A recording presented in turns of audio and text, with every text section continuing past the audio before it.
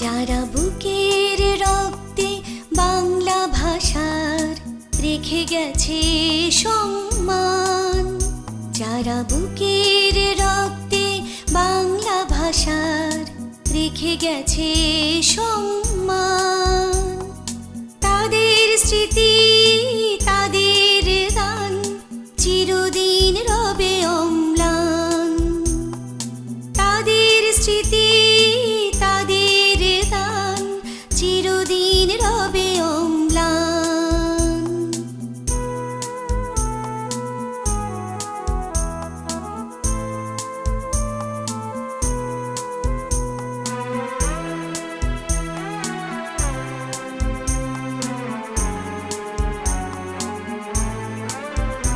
যারা মৃত্যুকে ভয় করেনি সেদিন বাংলাকে ভালোবেসে, চিরদিন রইবে অমর হয়ে তারা স্বাধীন দেশে।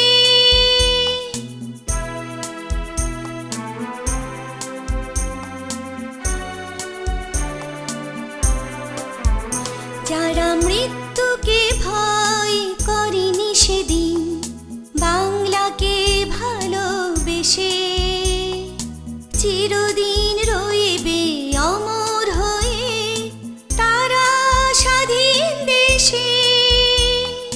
লক্ষ বুলে কেড়ে নিতে, লক্ষ বুলে কেড়ে নিতে পারেনি তাদের মান। তাদের স্মৃতি তাদের দান চিরদিন রবে অম্লান। তাদের স্মৃতি তাদের দান চিরদিন রবে অম্লান।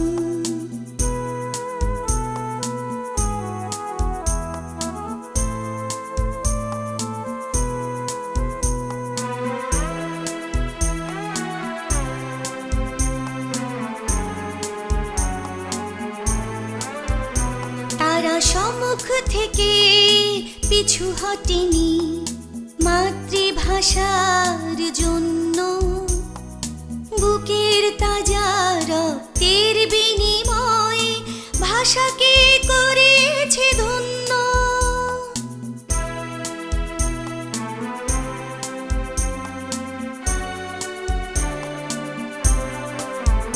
তারা সম্মুখ থেকে পিছু হটেনি মাতৃভাষার জন্য, বুকের তাজা রক্তের বিনিময়ে ভাষাকে করেছে ধন্য।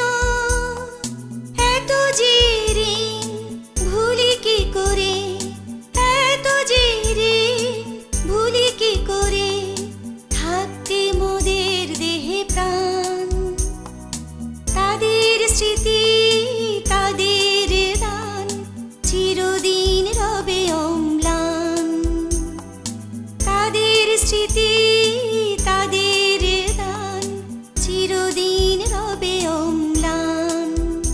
যারা বুকের রক্তে বাংলা ভাষার রেখে গেছে সম্মান, যারা বুকের রক্তে বাংলা ভাষার রেখে গেছে সম্মান, তাদের স্মৃতি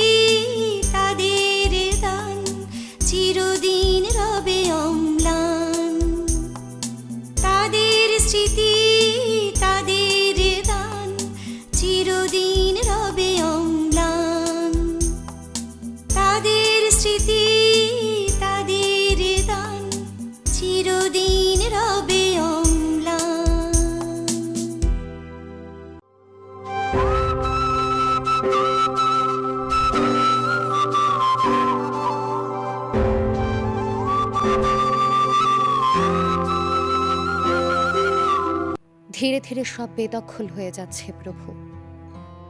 বর্ণবোধে অ থেকে চন্দ্রবিন্দু যে কয়টি অক্ষর এতদিন শিখেছি, প্রথম ভাগে বানান শিখেছি, স্লেটে কপিবুক দেখে যুক্তাক্ষর শতকিয়া সযত্নে লিখেছি। মুছে যাচ্ছে সব বিদেশি পদতলে। প্রাচীন 12 মাসের সমস্ত ময়ূরপঙ্খী আর ভাসবে না দেশের প্রাচীন বেণুজলে। মদিনা গোনায় কিংবা বেহুলার মুখ অন্ধকার। ধসে যাচ্ছে লোককাহিনীর সব প্রাচীন নগর। প্রাচীন রাজারা, মন্ত্রীরা, সৈন্য সামন্তেরা পুঁথির সাম্রাজ্যে আর কোনোদিন মুখ বাড়াবে না।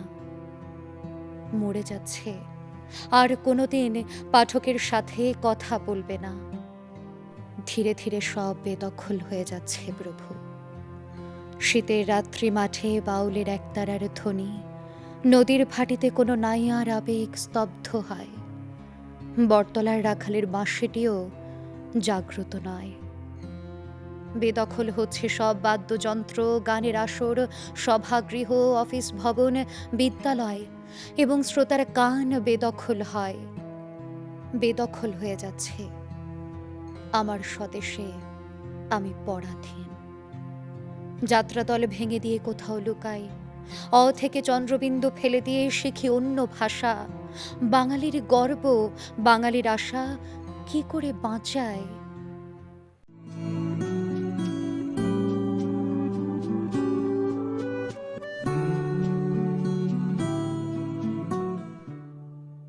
বাংলা ভাষার প্রথম বইটির নাম বেশ সুদূর রহস্যময়। বইটির নাম চর্যাপদ। বইটির আরও কতগুলো নাম আছে। কেউ বলেন এর নাম চর্য বিনিশ্চয়, আবার কেউ বলেন এর নাম চর্য বিনিশ্চয়। বড় বিদঘুটে খটমটে এই নামগুলো। তাই এটিকে আজকাল যে মনোরম নাম ধরে ডাকা হয় তা হচ্ছে চর্যাপদ। বেশ সহজ সুন্দর এ নাম। বইটির কথা 20 শতকের গোড়ার দিকেও কেউ জানত না। 1907 খ্রিস্টাব্দ। পণ্ডিত মহামহোপাধ্যায় হরপ্রসাদ শাস্ত্রী ওই বছর যান নেপালে। নেপালের রাজদরবারের গ্রন্থাগার থেকে আবিষ্কার করে তিনি নিয়ে আসেন কয়েকটি অপরিচিত বই। এই বইগুলোর একটি হচ্ছে চর্যাপদ।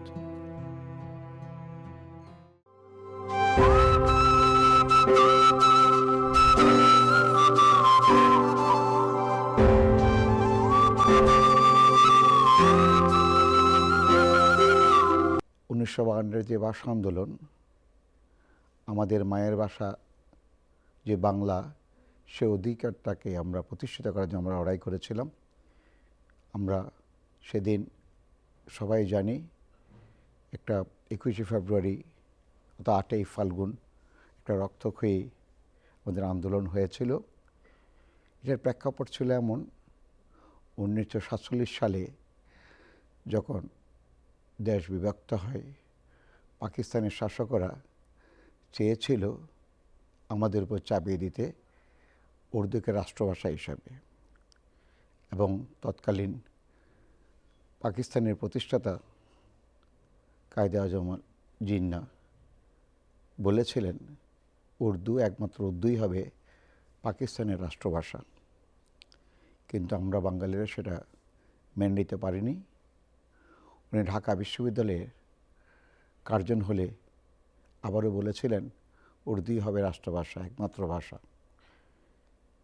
এবং তৎকালীন যে পাকিস্তানের প্রধানমন্ত্রী ছিলেন খাজা নাজিমুদ্দিন, উনিও 48 সালে ঢাকা বিশ্ববিদ্যালয়ে কার্জন হলে আবারও বলেছিলেন উর্দুই হবে পাকিস্তানের একমাত্র রাষ্ট্রভাষা।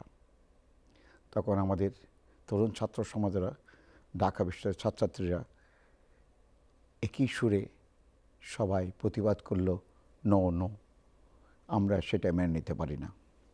1952 সালের 26শে জানুয়ারি তখন রাষ্ট্রব্যাপী সব জায়গায় রাষ্ট্রভাষা বাংলা চালু করার জন্য আন্দোলন শুরু হলো।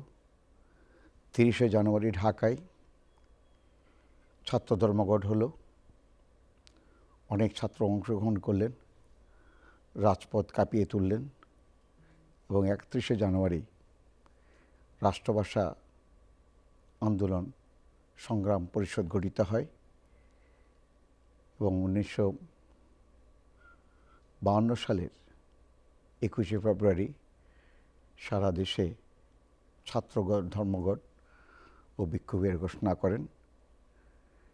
এই ছাত্রগণ ধর্মঘট ও বিক্ষোভকে দমানোর জন্য তৎকালীন পাকিস্তান সরকার 144 ধারা জারি করেন। এই 144 ধারা ভাঙার জন্য ঢাকা বিশ্ববিদ্যালয়ের ছাত্ররা দর্জন করে দলে বিভক্ত হয়ে সারা ঢাকা শহরে আন্দোলন শুরু করে।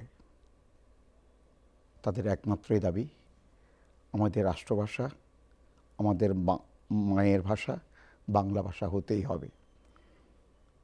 সেই মিছিলে গুলিবর্ষণ করা হয় এবং সালাম, বরকত, রফিক, জব্বার সহ অনেকেই সেদিন শহীদ হন এবং আমরা সেই ভাষা আন্দোলনে জয়লাভ করি।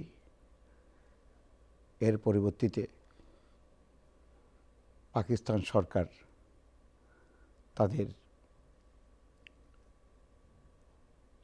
সংসদে বাধ্য হয়ে যুদ্ধে পরাজিত হয়ে উর্দু ভাষার পাশাপাশি বাংলা ভাষাকেও রাষ্ট্র ভাষা হিসাবে স্বীকৃতি প্রদান করেন এবং 1999 সালে ইউনেস্কো আমাদের 21শে ফেব্রুয়ারিকে আন্তর্জাতিক মাতৃভাষা হিসাবে স্বীকৃতি দান করেন এবং পরবর্তীতে 2000 সাল হতে আমরা সেটাকে আন্তর্জাতিক মাতৃভাষা দিবস হিসাবে আমরা উদযাপন করে যাচ্ছি, এখনও তাই যাচ্ছি। এই যে ভাষা আন্দোলন, 52 যে ভাষা আন্দোলন ভাষার অধিকারের জন্য যদিও হয়েছিল বলে আমরা সবাই মনে করি, জানি, কিন্তু এই আন্দোলনের সফলতার কারণে পরবর্তীতে আমরা 71-এর মুক্তিযুদ্ধ হয়, 69-এর গণঅভ্যুত্থান হয় এবং এখন আমরা অনেকেই বলে থাকি সে 71-এর মুক্তিযুদ্ধ, 69-এর গণঅভ্যুত্থান এবং 24শে জুলাই অভ্যুত্থান সবগুলোর সূচনা হয় আমাদের সেই ভাষা আন্দোলনের মাধ্যমে।